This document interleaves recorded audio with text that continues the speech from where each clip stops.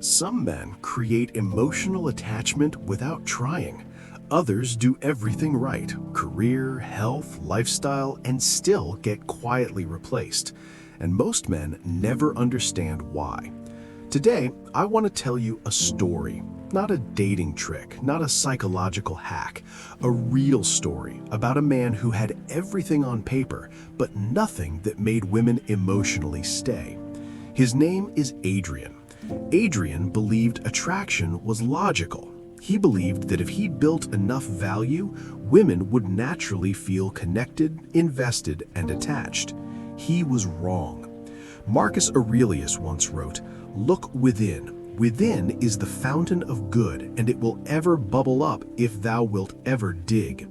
In simple terms, he meant this: the true source of influence is internal. A man can look complete on the outside, yet quietly seek approval, validation, and reassurance inside. And people feel that inner state even when he never says a word. Stoicism teaches that presence comes from inner steadiness. Emotional gravity comes from a man who is already complete within himself, not from a man performing completeness. Adrian thought he had built that inner steadiness, but a single moment would reveal how wrong he was and why women never truly attached to him. To understand what went wrong, we need to look at the life Adrian carefully built for himself. Chapter 1: A life optimized for attraction. Adrian spent his 20s building what he believed was an ideal life. He didn't chase chaos. He engineered stability. A high-paying job in tech, remote work, financial independence, clean routines, daily training, minimal stress. He traveled, read, reflected, and optimized everything he could control. From the outside, his life looked disciplined, calm, and enviable. Women thought so too. They liked him, they dated him, they complimented him. They enjoyed his lifestyle and the sense of order around him. But they never stayed. They never chased. They never invested emotionally. They would say things like, "You're amazing, I just don't feel it. You're such a catch, but something's missing." Weeks later, he would see them with another man. Not richer, not more disciplined, just different. Epictetus once said, "Don't seek for things to happen as you wish, but wish for things to happen as they do happen." Adrian believed he wasn't seeking approval, but deep down he was quietly measuring himself through women's reactions. Every date was a subtle performance. Every compliment was a silent confirmation that he was enough. He thought he was calm. In truth, he was carefully controlled. And control can feel like pressure even when it is silent. Adrian didn't see this as insecurity. He saw it as self-improvement. The illusion lasted until one weekend at a beach house gathering when he noticed something that would quietly change the way he saw himself forever. Chapter 2: The moment everything cracked. The breaking moment came at a beach house gathering. Adrian had been seeing a woman named Maya for a month. She was intelligent, calm, creative. Things felt stable, predictable, comfortable, until another man arrived. His name was Lucas, late 20s, surf instructor living out of a van. No long-term plan, no impressive resume, no visible structure. But something changed when Maya spoke to him. Her body leaned in. Her laughter softened. Her attention locked onto him in a way Adrian had never seen. Lucas wasn't flirting. He wasn't performing. He wasn't trying to impress anyone. He was simply there. Adrian watched it happen in real time. He felt invisible in a room where he thought he was the most optimized man. 3 weeks later, Maya ended things.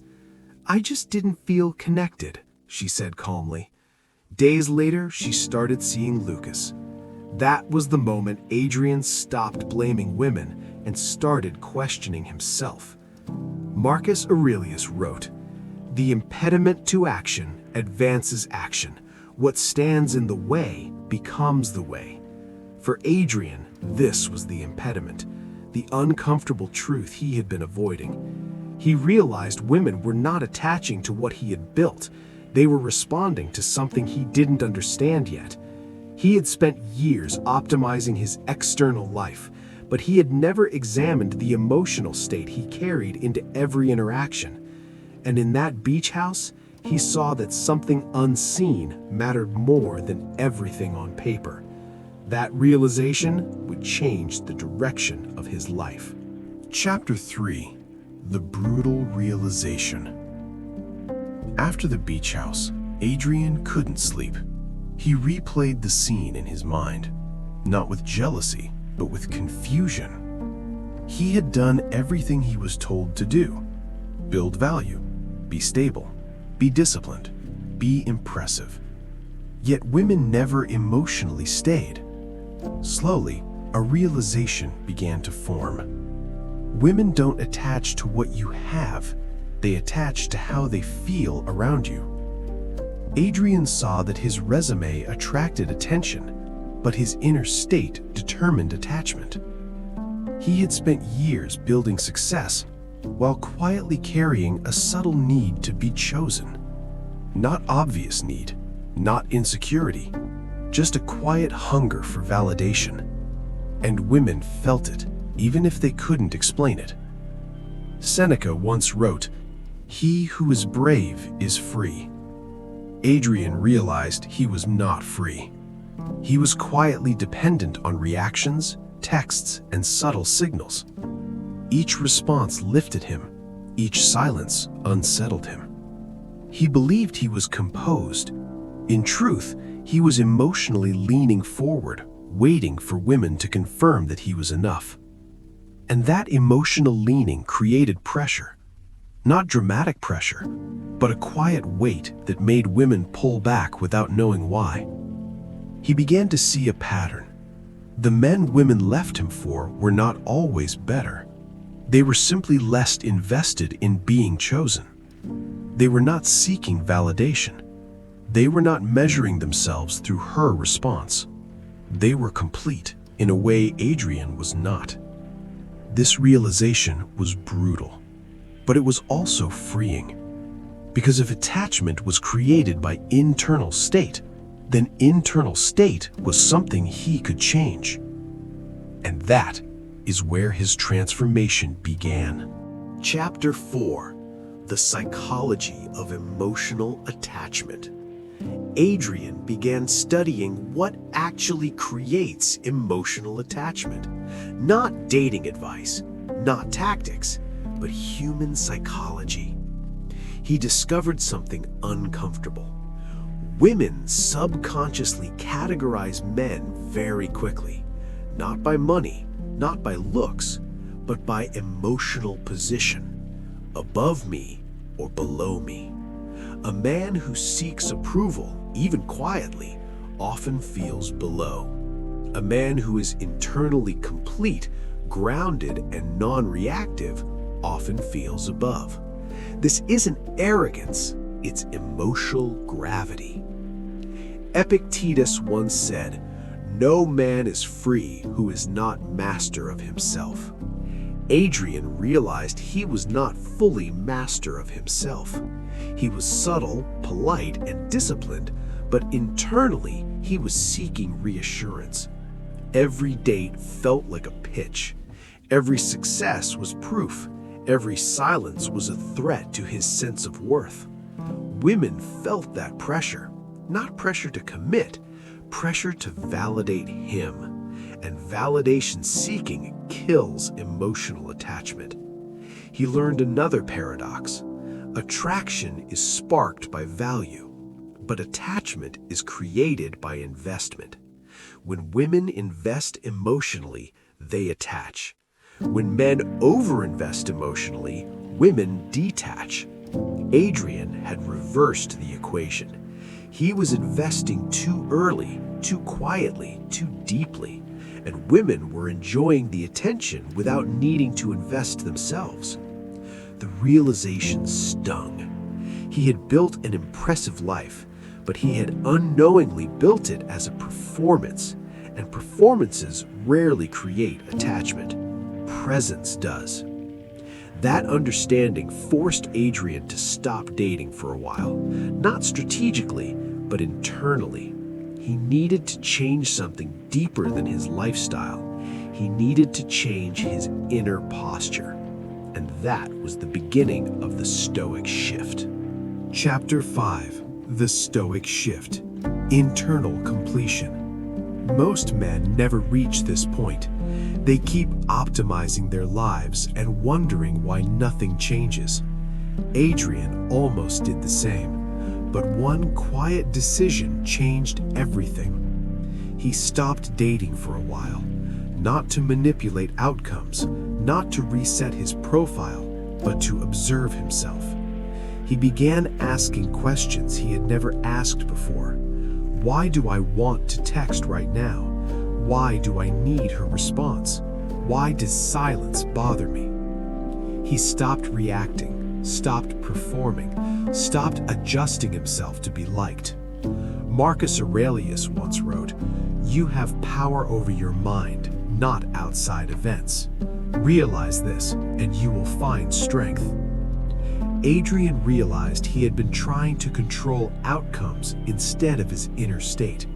He couldn't control whether women liked him, but he could control how much he needed them to.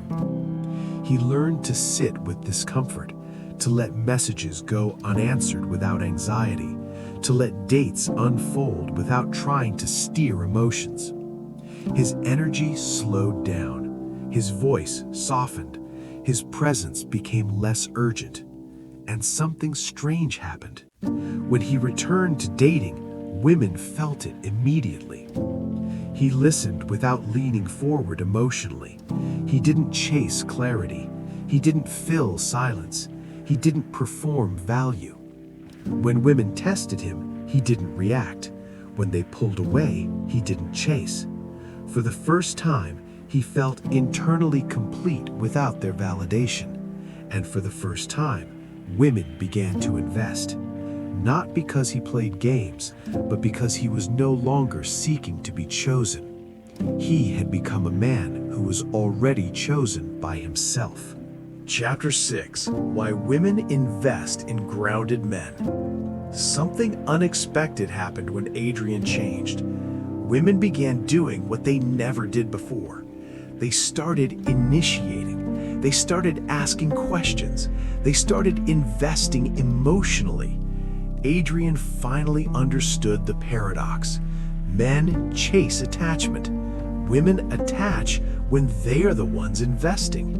Not because of manipulation, not because of games, but because investment creates emotional gravity.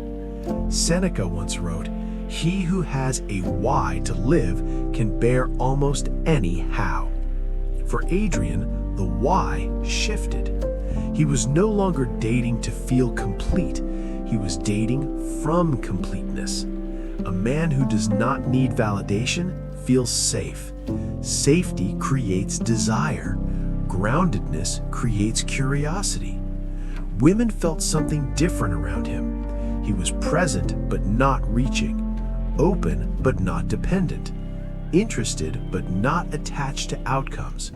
That combination created uncertainty mixed with safety, and that mix is powerful.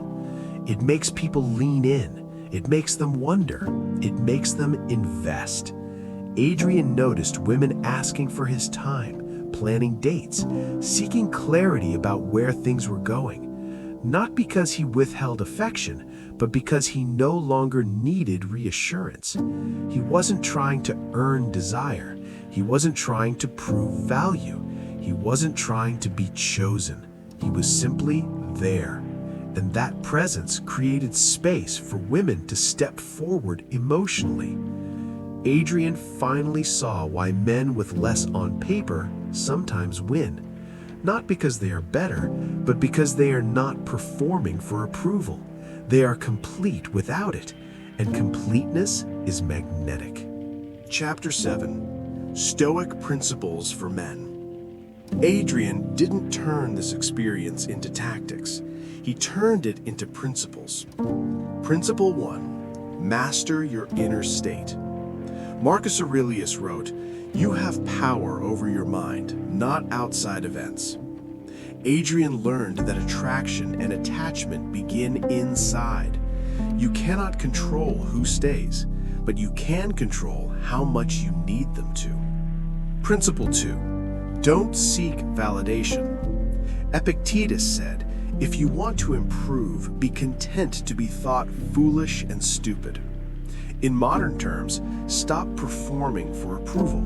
Stop shaping yourself to be liked. The more you need validation, the less grounded you feel to others. Principle 3. Let others invest. Seneca wrote, "He who bestows kindness on others secretly without letting it be known truly gives." Adrian learned to give presents without chasing outcomes. He listened, he shared, but he didn't push for emotional confirmation. When others invest, attachment grows naturally. When you invest too early, attachment collapses. Principle 4. Become complete without outcomes. A Stoic man is not cold, he is centered. He is open, but not dependent on results. Adrian stopped asking, "Do you like me?" He started living as if he already knew who he was. And that quiet shift changed everything. Conclusion: becoming complete. Adrian didn't become colder. He became centered. He didn't detach from connection. He detached from needing connection to feel whole. The man who stopped seeking validation became magnetic. The man who stopped chasing clarity became clarity. The man who was already complete became the one women naturally attached to. Marcus Aurelius wrote, "The happiness of your life depends upon the quality of your thoughts." Adrian learned that attachment is not created by achievements, but by the inner state you carry into every interaction. When you stop making women the source of your worth, they stop feeling pressure to define you. They feel steadiness. They feel presence. They feel something rare. This is not about becoming distant. It is about becoming grounded. Fix the internal state, and the external world responds. Thank you for watching Stoic Wisdom today. And here's a question for you. Have you ever noticed how people treat you differently when you feel internally complete versus when you seek validation? Share your thoughts in the comments. If this story resonated with you, subscribe to us for more stories on Stoicism, psychology, and modern life. Until next time, stay calm, stay grounded, stay stoic.